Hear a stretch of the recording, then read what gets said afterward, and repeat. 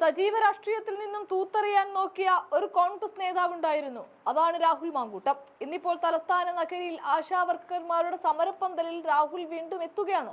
തന്റെ രാഷ്ട്രീയത്തെ എങ്ങനെയൊക്കെ പറയാമോ അങ്ങനെയൊക്കെ തന്നെ പറയുകയും ചെയ്യുന്നുണ്ട്. ഇതിലൂടെ വീണ്ടും ജനസ്വീകാര്യനും ജനകീയനുമായി മാറുകയാണ് രാഹുൽ എന്ന നേതാവ്. എന്നാൽ കുത്തിത്തിരിപ്പൻ റിപ്പോർട്ടർ ചാനൽ രാഹുൽ വന്നതുകൊണ്ടാണ് ഉദ്ഘാടകനായ വി.ഡി. സതീശൻ സമരപ്പന്തലിൽ എത്താത്തത് എന്നൊക്കെ പറയുകയും ഇത്തരം ചോദ്യമൊക്കെയായിട്ട് മാങ്കൂട്ടത്തിന്റെ വായിൽ മൈക്ക് തിരികുകയും ചെയ്തു. എന്നാൽ രാഹുലിന്റെ പഴയ ഓഡിയോ മസാല കഥകൾ കൂടി അവർ കൂട്ടത്തിൽ ചോദിക്കുകയും ചെയ്യുന്നുണ്ട്. ഒന്നും നോക്കിയില്ല, ഈ കുത്തിത്തിരിപ്പിന് റിപ്പോർട്ടർ ചാനലിൽ നിന്ന് തരുന്ന ശമ്പളം എത്രയാണ് ചങ്ങാതി എന്നൊരൊറ്റ ചോദ്യം. വീണ്ടും പിന്നാലെ കൂടിയ റിപ്പോർട്ടർകാരനെ ഒറ്റയടിക്ക് പുറത്താക്കുന്ന മാങ്കൂട്ടത്തിനെയാണ് പിന്നീട് കാണാനായത്. മാങ്കൂട്ടത്തെ ഇപ്പൊ ജയിലിലടക്കും, MLA സ്ഥാനം രാജിവെക്കും, ക്രൈംബ്രാഞ്ചിന് ചാക്കുകണക്കിന് തെളിവ് കിട്ടി എന്നൊക്കെയായിരുന്നു റിപ്പോർട്ടറിന്റെ കഴിഞ്ഞ ബിഗ് ബ്രേക്കിങ്ങുകൾ. പക്ഷേ ആ വീഡിയോ തെളിവ് എവിടെ? അതൊക്കെ ഒന്ന് എടുത്ത് പുറത്തിട്ട് എന്നിട്ട് മതി നിന്റെ ചോദ്യവും പറച്ചിലും എന്നൊക്കെ പറഞ്ഞ റിപ്പോർട്ടർ ആട്ടി ഓടിക്കുന്ന ഒരു മാങ്കൂട്ടമുണ്ട്. ആ രംഗങ്ങൾ ഒന്ന് കാണാം.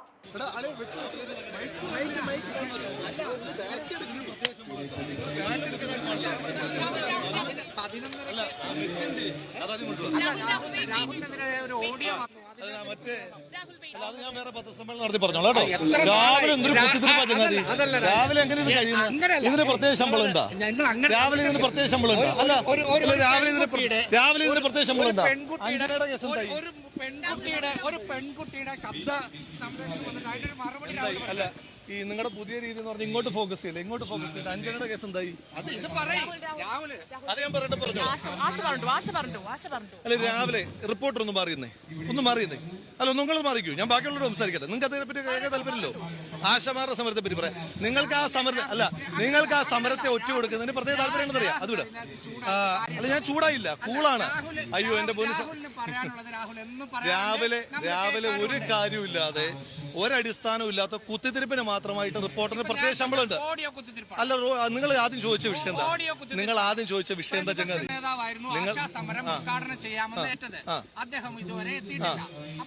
അദ്ദേഹം എത്താത്തതിന്റെ കാരണം നിങ്ങൾക്ക് നല്ല വൃത്തിയായിട്ട് അറിയാം. KPCCയുടെ യോഗം തുടങ്ങിയിട്ടേ ഉള്ളൂ. അത് നിങ്ങൾക്ക് നല്ല വൃത്തിയായിട്ട് അറിയാം. അത് നിങ്ങൾക്ക് നല്ല വൃത്തിയായിട്ട് അറിയാം.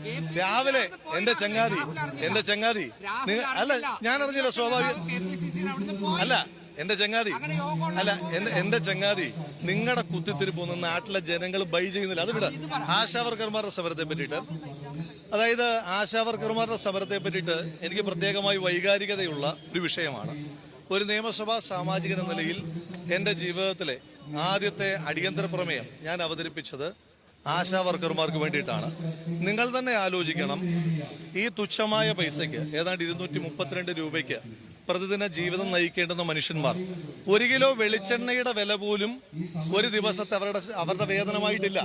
ആ വേതനമായിട്ടില്ലാത്ത ആളുകൾക്ക് അവരുടെ ന്യായത്തിന് വേണ്ടിയിട്ട് നടത്തുന്ന സമരമാണ്. ആ സമരം അന്ന് സമരത്തെ അട്ടിമറിക്കുവാൻ വേണ്ടിയിട്ട് സംസ്ഥാന സർക്കാർ പറഞ്ഞത് 1000 രൂപ പോലും കൂട്ടാൻ കഴിയില്ല, കാരണം ഇതെല്ലാം കേന്ദ്രാവിഷ്കൃതമായ പദ്ധതിയാണ്, കേന്ദ്രമാണ് ഇത് ചെയ്യേണ്ടതെന്ന് പറഞ്ഞു. എന്നാൽ ഇപ്പോൾ 1000 രൂപ കൂട്ടി. 1000 രൂപ കൂട്ടിയതുകൊണ്ട് എല്ലാം ആയി എന്ന് ഞാൻ പറയുന്നില്ല. അതുകൊണ്ട് അവർക്ക് ജീവിക്കാൻ കഴിയുന്നില്ല. കാരണം അന്നേരം കണക്കൂട്ടുമ്പോൾ ഏതാണ്ട് 260 രൂപയോ മറ്റോ ആണ് ആശാവർക്കർമാരുടെ പ്രതിദിന ശമ്പളമായിട്ട് വരുന്നത്. അതുകൊണ്ട് ജീവിക്കാൻ കഴിയുമോ? അപ്പോഴും 1 കിലോ വെളിച്ചെണ്ണയ്ക്ക് താഴെയാണ് അവരുടെ ശമ്പളം. അപ്പോ ഇപ്പൊ 1000 രൂപയെങ്കിലും സംസ്ഥാന സർക്കാർ കൂട്ടാൻ പറ്റുന്നത് എങ്ങനെയാ? അപ്പൊ അവർക്ക് റോൾ ഉണ്ടെന്നല്ലേ ഇതിന്റെ അർത്ഥം. അദ്ദേഹം ഞാൻ ഇവിടെ ഉണ്ടെന്ന് അറിഞ്ഞിട്ട് തന്നെയല്ലേ അദ്ദേഹം അവിടെ നിന്ന് തിരിച്ചത്? അദ്ദേഹം ഉദ്ഘാടകനാണെന്ന് അറിഞ്ഞിട്ട് തന്നെയല്ലേ ഞാൻ ഇവിടേക്ക് എത്തിയത്? ഇവിടെ നടക്കുന്ന സമരം എന്താണെന്ന് ഞങ്ങൾക്ക് രണ്ടുപേർക്കും നല്ല ബോധ്യമുണ്ട്. കേരളത്തിന്റെ പ്രതിപക്ഷ നേതാവിന് നാട്ടിൽ നടക്കുന്ന ഒരു സമരത്തിന്റെ പ്രാധാന്യത്തെ പറ്റിയും ഔന്നത്യത്തെ പറ്റിയും നല്ല ബോധ്യമുള്ള ആളിന്റെ പേരാണ് വി.ഡി. സതീശൻ എന്നുള്ളത്. അതുകൊണ്ട് നിങ്ങൾ അദ്ദേഹത്തെ അങ്ങനെ കുറച്ച് കാണാൻ നോക്കണ്ട. ആശാവർക്കർമാരെ പറ്റി നമുക്ക് സംസാരിക്കാം. അത് പാലക്കാട്ട് അജിത്തിനോട് ചോദിച്ചാൽ എന്നെ എപ്പോഴും കാണാറുണ്ട്.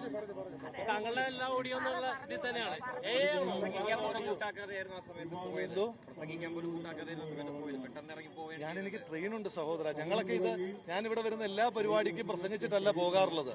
അവരോട് ചോദിച്ചാൽ ഞാൻ പ്രസംഗിക്കാതെ എത്രയോ തവണ പോയിട്ടുണ്ട്.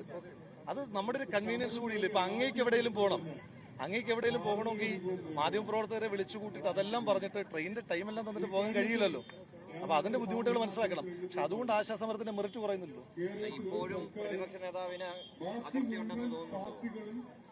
അദ്ദേഹം ഞാൻ ഇവിടെ ഉണ്ടെന്ന് അറിഞ്ഞിട്ട് തന്നെയല്ലേ അദ്ദേഹം അവിടെ നിന്ന് തിരിച്ചത്.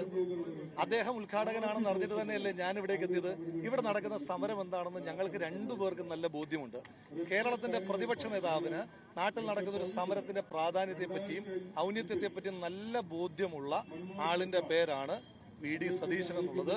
അതുകൊണ്ട് നിങ്ങൾ അദ്ദേഹത്തെ അങ്ങനെ കുറച്ച് കാണാൻ നോക്കണ്ട.